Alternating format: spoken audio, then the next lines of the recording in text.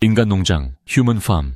인류가 힘든 것을 피하고 편한 것을 추구하는 과정에서 파생된 결과가 문명이라고 한다면 지나친 비약일까? 산돼지의 삶은 비록 힘들어도 자유로운 삶이지만 편한 집돼지의 삶은 결국 관리되고 사육당하는 삶이다. 그런 면에서 편한 것만 추구하려는 생각은 곧 인간이 가축화되는 길이라 할 수 있다.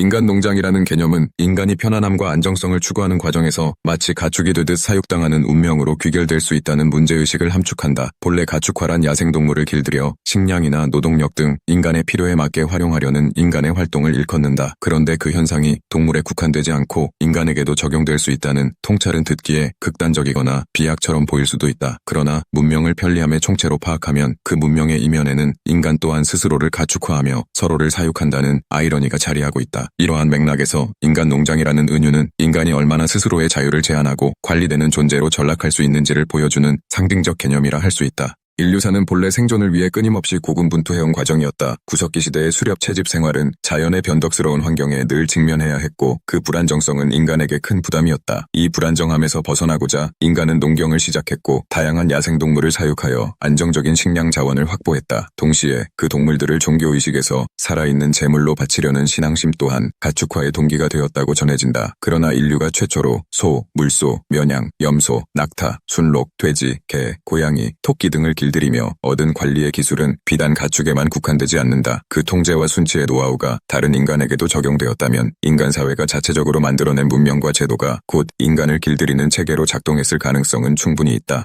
이러한 인간 길들이기는 쉽게 눈에 띄지 않는다. 가축은 우리의 눈에 분명하게 우리 안에서 관리당하는 것이 보이지만 인간은 더 복잡하고 정교한 수단에 의해 사육된다. 한편 학교 교육과 독서는 지식과 교양을 쌓아주는 유익한 활동이라는 이미지가 강하다. 하지만 조금만 관점을 바꾸어 보면 그 교육과 독서가 지배 계층이나 특정 이데올로기에 의해 인간을 순치하기 위한 효과적 도구로 작동할 수도 있음을 알게 된다. 가축을 먹이로 길들이듯 인간도 수많은 텍스트와 도덕 규범, 사회적 분위기를 통해 길들여진다. 도덕률과 규칙은 사회의 유지를 위해 필수적이지만 동시에 사회가 요구하는 특정한 방향의 인간상을 우리 안에 심어놓는다. 그 과정에서 개인의 자유로운 사고나 본성은 때때로 무시되거나 억압되기도 한다. 오늘날에는 한층 더 강력한 길들이기 매체로서 미디어가 부상했다. 텔레비전, 신문, 인터넷, SNS 등 다채로운 플랫폼은 정보 전달뿐 아니라 특정한 가치관과 세계관을 광범위하고 즉각적으로 주입한다. 사람들은 미디어를 통해 알 권리를 행사한다는 생각을 갖지만 실제로는 편향된 프레임 안에서 사고하도록 유도당하기도 한다. 온갖 광고와 선정적인 콘텐츠, 자극적인 뉴스들이 끊임없이 우리를 포획하여 삶의 방향을 특정한 방식으로 이끌고 간다. 성공이나 아름다움 같은 가치는 미디어를 통해 가장 손쉽게 전파되는 이데올로기의 한 예다. 온 남성이 축구스타를 동경하고 온 여성이 성형을 선호하는 세태가 그렇다. 모두가 일종의 통일된 성공 공식을 좇으며 결국 스스로를 가치 없는 개인으로 여기게 되면 그 사람은 미디어가 띄워주는 새로운 관념과 이미지를 얻기 위해 더 깊이 통제 구조에 편입되어 버린다.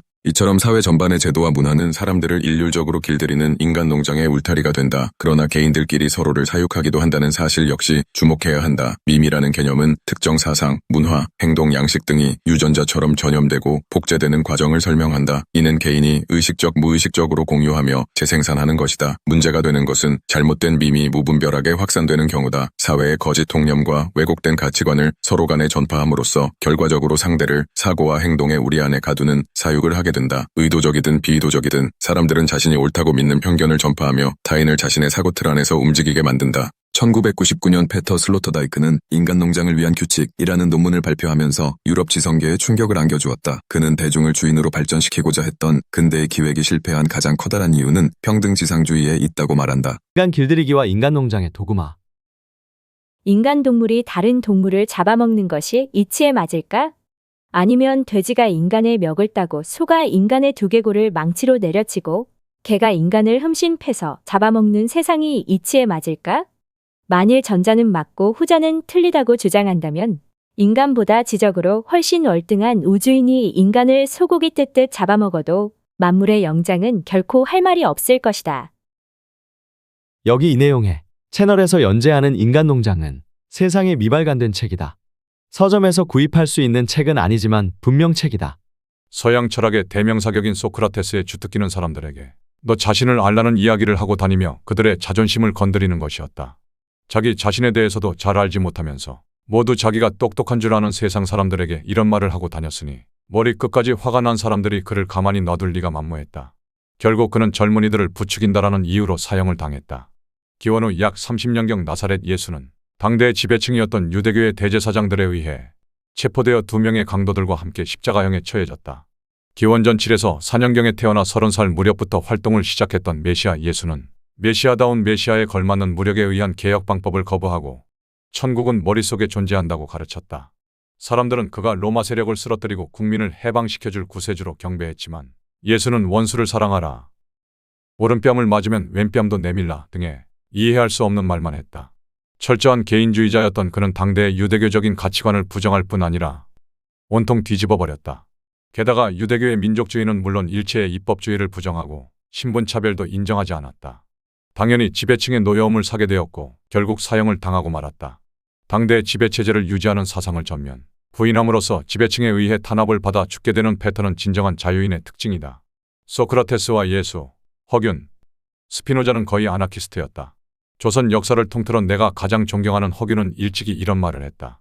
예절의 가르침이 어찌 자유를 얽매리오. 뜨고 가라앉는 것을 다만 천성에 맡기노라. 그대들은 그대들의 법을 쓰게 나는 나름대로 내 삶을 이루겠노라. 이는 스스로를 부려세합. 나는 세상과 화합하지 못한다라고 평했던 허균이 반유교적인 언행으로 파직되자 소신을 굽히지 않고 응수했던 시의 내용이다. 성리학이 지배이념이었던 조선 사회에서 조정관리가 유교에 반하는 행동을 하고 불교, 도교, 천주교에 관심을 갖는 것은 대단히 위험한 일이었다. 그런 면에서 허균은 평소 삶의 철학과 행동이 일치했던 조선시대의 거의 유일한 자유인이었다. 그는 세상에 맞서 개혁과 자유사상을 주장하다가 능지처참을 당했다. 서양에서 그런 자유인을 꼽으라면 스피노자는 둘째가라면 서러워할 인물이다. 조실부모하고 삼촌집에서 살았던 스피노자에게는 삶이 곧 철학이었다. 그러나 1656년 유대교회는 한 조그만 사건을 계기로 나이 24세 스피노자를 이단이란 혐의로 파문한다. 파문의 내용은 다음과 같았다. 천사들의 결의와 성인의 판결에 따라 바로 스피노자를 저주하고 추방한다. 스피노자여, 낮에도 너를 저주하고 밤에도 너를 저주하리라. 내가 누울 때도 저주하고 내가 일어날 때도 저주하리라. 내가 외출할 때도 저주하고 내가 집에 돌아올 때도 저주하리라. 신께서는 그를 결코 용서하지 마시고 노여움과 분노가 이 사람을 향해 불타게 하소서. 신께서는 이스라엘의 모든 부족에게 그의 이름을 지우고 파멸을 내리소서. 어느 누구도 말이나 글로써 그와 교제하지 말 것이며 그에게 호의를 보여서도 안 되며 그와 한 지붕 아래 머물러서도 안 되며 그에게 2미터보다 가까이 다가가서도 안 되며 그가 쓴 책을 읽어서도 안 되느니라. 이런 저주로도 충분하지 않았던지 스피노자의 친척을 비롯해 어느 누구에게도 그와 접촉하는 것이 허락되지 않았다. 그와는 대화도 나눌 수 없었고 거래도 할 수 없었으며 그가 쓴 글을 읽을 수도 없었고 누구든지 그로부터 50cm 이상을 떨어져 있어야 했다. 이때부터 스피노자는 영원한 추방자로 여겨졌으며 평생을 독신인 채로 이곳저곳을 떠돌아다니다가 46이라는 짧은 나이에 폐병으로 죽고 말았다. 대체 이들이 무슨 대단한 잘못을 저질렀기에 당시의 지배층은 이렇게 경노했을까? 허균은 유교의 유일성을 인정하지 않았고 스피노자는 성서의 인격신을 인정하지 않았다. 스피노자는 진정한 자유인답게 개인의 깨달음이 진리의 유일한 척도라고 주장했다. 그는 또 성서 역시 하느님의 계시가 아니라 인간의 손으로 편집되고 조작된 것이라 주장했다. 그들은 모두 당대의 사상에 개종하지 않고 자유사상을 주장했는데 그것이 죄라면 죄였다. 하지만 그들이 활동하던 시기의 관념은 지금까지도 대체로 바뀌지 않았다. 21세기 현대 사회에서도 여전히 반듯하게 살아야 한다는 지배이념에 맞서는 일은 대단히 위험한 일이다. 인간 농장의 사육 방법은 조금도 변하지 않았기 때문이다. 인류가 힘든 것을 피하고 편한 것을 추구하는 과정에서 파생된 결과가 문명이라고 한다면 지나친 비약일까? 산돼지의 삶은 비록 힘들어도 자유로운 삶이지만 편한 집돼지의 삶은 결국 관리되고 사육당하는 삶이다. 그런 면에서 편한 것만 추구하려는 생각은 곧 인간이 가축화되는 길이라 할 수 있다. 농경의 역사가 시작되고 인류가 처음으로서 물소, 면양, 염소, 낙타, 술록, 돼지, 개, 고양이, 토끼 등 야생동물의 가축화에 성공한 것은 약 1만 년 전이다. 구석기 시대의 동굴에 그려진 메르크 코뿔소와 사람의 그림이나 그 밖의 많은 동물들의 그림은 동물과 인류와의 매우 밀접한 관계를 말해준다.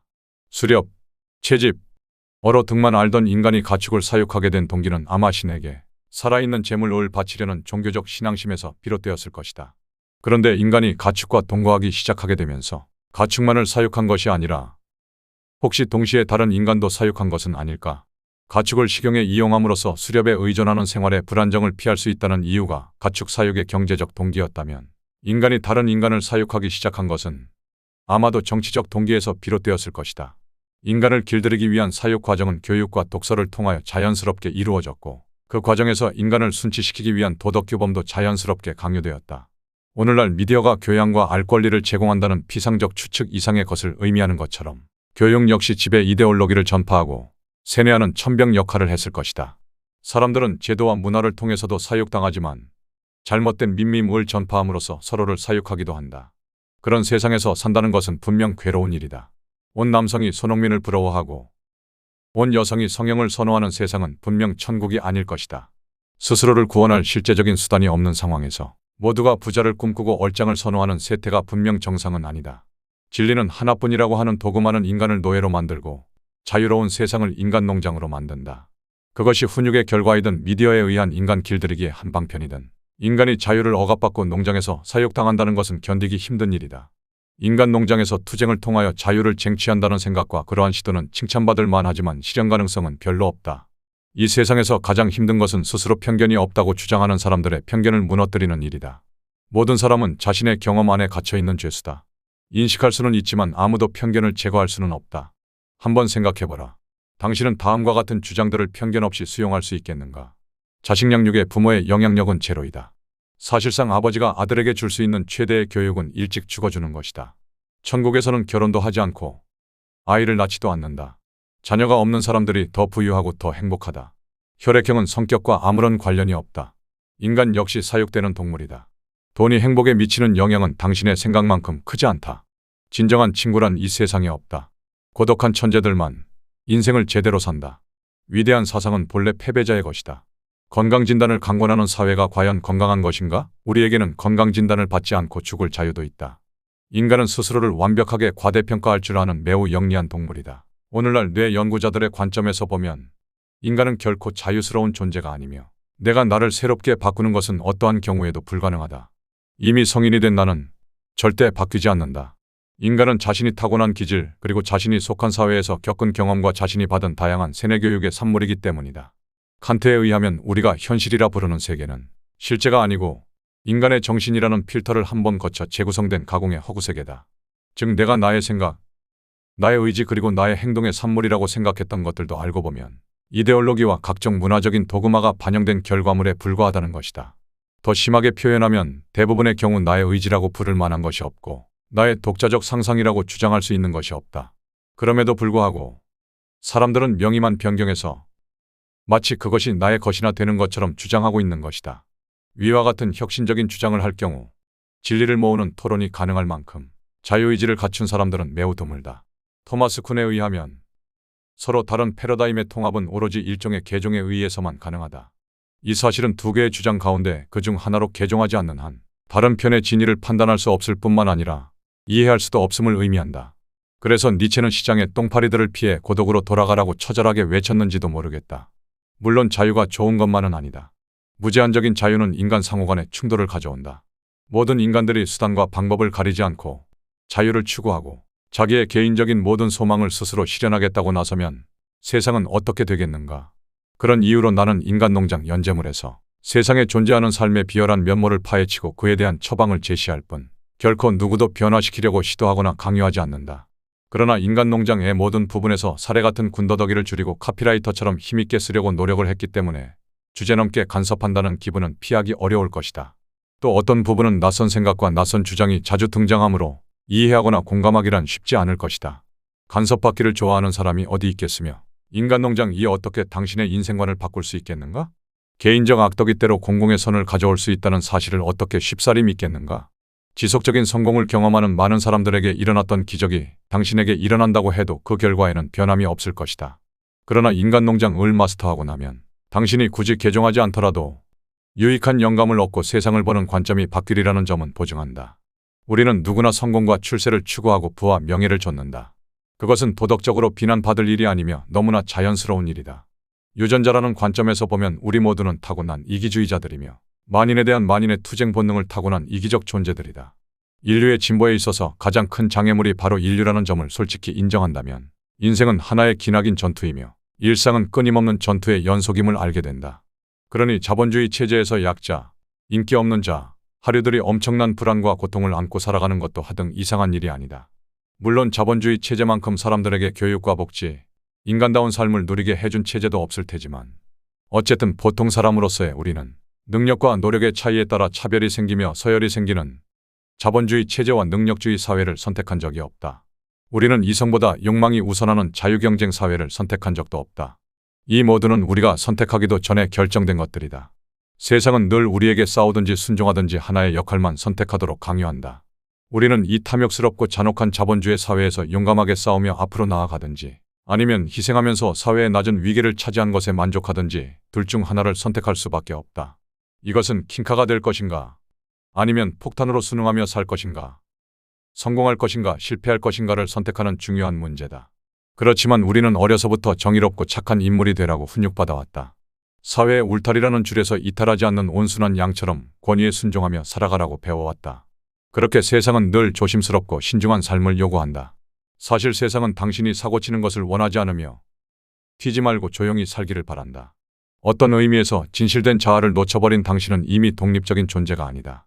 틀에 구속된 그 상태를 유지하면 당신은 알량한 기득권을 지킬 수 있으며 현실에 안주할 수 있다.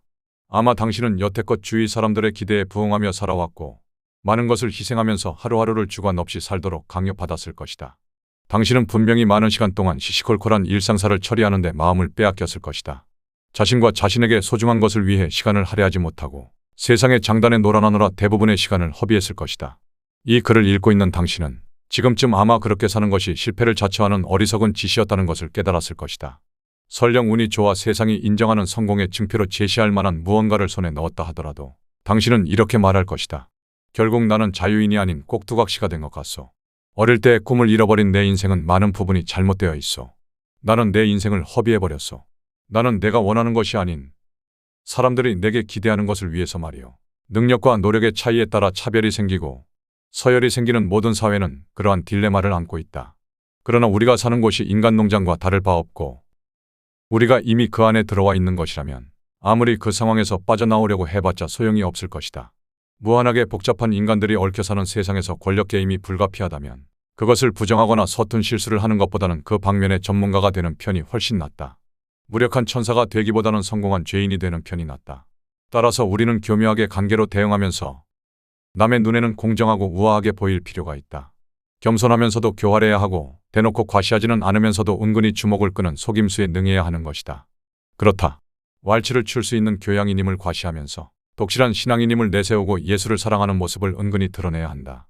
예의 바름 뒤에 교활함을 감추고 침묵 뒤에 무식을 감춰야 한다. 사실 인간 세상에서 재능을 인정받고 정당한 평가를 받기 위해 필요한 것은 겸손한 태도와 바른 예의범절이 아니다.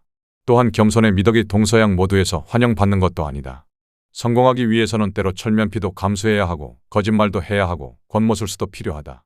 거만함과 뻔뻔할 정도의 배짱은 예술가에게는 오히려 없어서는 안 될 성공의 기본 요소다. 순한 양처럼 누구한테나 사랑받는 인간이 되라는 정석을 무시하고 늑대처럼 강하게 밀어붙여 성공한 예는 김영삼, 김대중, 노무현, 공지영, 진중권, 공병호 등 이른바 사회에서 성공한 사람들이 이를 잘 설명해 준다. 한동훈과 이재명은 물론이고 비즈니스 세계에서는 아예 그 수를 셀 수조차 없을 정도다. 성공하는 사람들은 남의 반감을 사는 일을 두려워하지 않는다. 오히려 사람들은 항상 공손해야 하고 자기를 희생해야 한다는 책임감 속에 살아가기 때문에 사회적 통념을 뒤집어 엎는 것처럼 보이는 사람과 사귀고 싶어 한다. 때로는 마키아벨리의 조언대로 수단과 방법을 가리지 않는 후흑의 기술을 익힐 필요도 있다. 채널에서 연재하는 인간농장에서 나는 누구나 알고 있는 그러나 아무나 모르는 인생의 비열한 면모와 사회적 불평등의 의미를 파헤치고 그에 대한 내 나름대로의 처방을 담았다. 물론 인간농장에서 내가 표상하는 모든 주장과 아이디어도 온전히 내 것은 아니다. 사실 하늘 아래 새로운 것이 뭐가 있겠는가? 몽테뉴와 철학자 박이문 교수에게서 영감을 얻은 것이고 니체와 쇼펜하우어에게서 빌려온 것이고 루소와 칸트에게서 빼앗아온 것이며 부처와 예수로부터 훔친 것이다. 행동력은 허균과 스피노자에게서, 처세술은 그라시안과 쇼펜하우어에게서, 그리고 대중에게 어필하려는 생각은 알랭드 보통과 로버트 그린에게서 배운 것이다. 또한 자연과학, 철학, 경제학, 심리학, 역사학, 인문학, 인류학 등 다양한 분야에서 닥치는 대로 많은 지식을 빌려왔다. 내가 가진 머리를 최대한 이용했고 빌려올 수 있는 모든 두뇌도 활용했다. 그리고 나는 그것들을 한 권의 책 속에 넣었다. 결과적으로 내가 많은 부분에서 뻔뻔하다는 비난을 피할 수 없게 되었지만 너무나 심하게 인간의 내면을 까발리는 글을 쓴 것 때문이라면 감수할 수밖에 없는 일이다. 그러나 별로 걱정은 하지 않는다. 실용적인 진리를 추구하는 분들은 너그럽게 양해해 주리라고 믿는다. 어쨌든 당신이 이 전제만 무리 없이 받아들일 수 있다면 이 책은 누구에게나 큰 도움이 될 것이다. 모든 글들은 각 분야의 위대한 대가들의 경험과 문헌에서 나온 것이기 때문이다. 나는 다른 사람들의 주장에는 회의주의자가 되지만 내면으로는 실리주의와 합리주의를 추구하는 실용주의자다. 실제 써먹을 수 있는 것이 아니면 뭐든 별로 좋아하지 않는다. 젊을 때도 축구, 농구와 야구보다는 태권도와 유도를 좋아했다. 태권도, 합기도와 유도에서 모두 유단자일 정도로 맨손으로도 언제든지 써먹을 수 있는 실용적인 운동을 좋아했다. 건강을 위해 운동이 필요한 지금 나이에도 나는 골프보다는 격파 연습을 하고 샌드백 치기를 좋아한다. 나는 이론에 그치는 것을 별로 좋아하지 않는다. 나는 사업을 하면서 100억대의 부도를 내본 적이 있고 1000억대의 돈을 벌어본 적도 있다. 치열한 삶이었지만 지금도 행동하는 것을 좋아한다. 유튜브의 지성의습 채널과 페이스북에 힘이 되는 좋은 글 그룹을 운영하는 것도 그 때문이다. 그런 만큼 내 삶 자체에 비난받을 만한 구석이 많다는 점도 부정할 수가 없다. 하지만 나 자신은 상류사회의 킹카드를 경멸하고 러스킨주의자의 행동주의적인 삶의 허균을 가장 존경하는 사람이다. 토정비결의 저자인 이지암이나 사상의학의 이재마처럼 이 세상에 뭔가 하나는 큰 선물을 남겨놓고 가는 것이 내 남은 삶의 목표다. 그래서 더욱 돈 모으는 재능 하나 외의 문명의 진보에는 하등 도움이 되지 않는 인간들이 큰 소리를 치는 현실에 너무 화가 나서 참을 수가 없다. 사회적 불평등과 자연적 불공평성은 파고들면 들수록 끔찍할 정도여서 신에게만 맡겨서는 안 된다는 생각이 들 정도다. 나는 악한 사람들은 조금 더 착해지고 착한 사람들은 조금 더 악해져야 한다고 믿는다. 성리학에서 말하는 성인의 길과는 거리가 먼 인간농장 이 갑툭튀로 세상에 나오게 된 배경이다. 하여튼 숨겨진 동기가 무엇이든 인간농장 이 당신에게 전하는 진정한 메시지는 당신이 너무나 성공하고 싶고 그래서 숨겨진 지혜를 원하면 바로 알고 즉시 행하라는 것이다. 그러나 만일 당신이 작은 성공을 꿈꾸는 사람이라면 인간농장은 시청할 가치도 없는 것이다. 그런 정도의 쏠쏠한 경제적 자유는 사기꾼으로부터 자신을 지키는 요령을 배우거나 저축만 열심히 하는 정도로도 가능할 것이다. 굳이 영리하다거나 이기적이라거나 지독한 사람이라는 평판을 들어가면서 부자가 될 필요가 있겠는가? 마지막으로 당신은 내가 인간농장을 만든 진정한 의도를 무엇이라고 생각하는가? 세상을 보다 더 나은 곳으로 만들기 위해서? 내가 하는 일이 세상에서 가장 중요하다는 정의감에 불타서? 혹은 노블레스 오블리제 때문에? 틀렸다. 나 역시 개인적인 이기심을 충족하기 위해서다. 다른 많은 작가들처럼 세상을 움직이는 병에 걸려서 혹은 메시아적 사명에 사로잡힌 과대망상형 철학자라는 표현도 과히 틀리지 않을 것이다.